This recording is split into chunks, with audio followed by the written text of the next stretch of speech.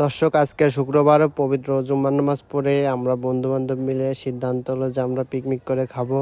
এই জন্য সবাই মিলে চলে এলাম মাঠে পিকনিক করতে। আর এখানে দেখতে পাচ্ছেন একজন চুলা খুঁজতেছিল এবং বাকি সবাই যার যার কাজ শেষই করতেছিল। আর আজকে আমাদের আইটেম ছিল মুরগির গোশ দিয়ে ভুনা খিচুড়ি, আর সেটাই আমরা পাক করার চেষ্টা করছিলাম। অলরেডি আমরা গোশ ভুনা করতে দিয়ে দিছিলাম, আর এখানে আর একজন পেঁয়াজ মরিচ কাটতেছিল, মানে যে এক একজনের কাজ করতেছিল। সবাই বন্ধু বান্ধব মিলে অনেক দিন পরে এরকম কলা পাতায় পিকনিক করে খেলাম। আর এরকম কলা পাতায় পিকনিক করে কারা খেয়েছেন কমেন্ট করে জানাবেন। আর এখানে সবাই অলরেডি কাজকাম করে ঘেমে গেছে, কেউ খালি গায়ে দাঁড়ায় আছে। আর এদিকে অলরেডি একজন জাল দিচ্ছে, আপনারা দেখতে পাচ্ছেন যে সবাই যে যার যার কাজ সেই কাজগুলো ভাগ করে করতেছে।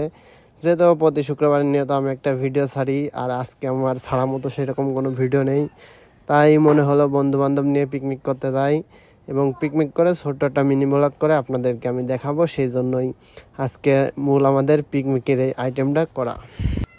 অলরেডি কথা বলতে বলতে আমাদের রান্না প্রায় শেষের দিকে চলে এসেছে, আপনারা দেখতে পাচ্ছেন। আর এখন অলমোস্ট আসর আজান দিয়ে দিয়েছে। আসর আজানের পরে আমরা অলরেডি কলা পাতা কেটতেছি। এখন সবাই মিলে খাবার খাবো এবং আপনাদেরকে দেখাবো। এবং আমাদের রান্নাটা খুবই সুন্দর হয়েছে, আপনারা দেখতে পাচ্ছেন যে এত পরিমাণ ভাত বেশি দেওয়া হয়ে গেছে, মানে চাউল বেশি দেওয়া গেছে যে ভাত পুরো উপর পর্যন্ত চলে এসেছে হাঁড়ির।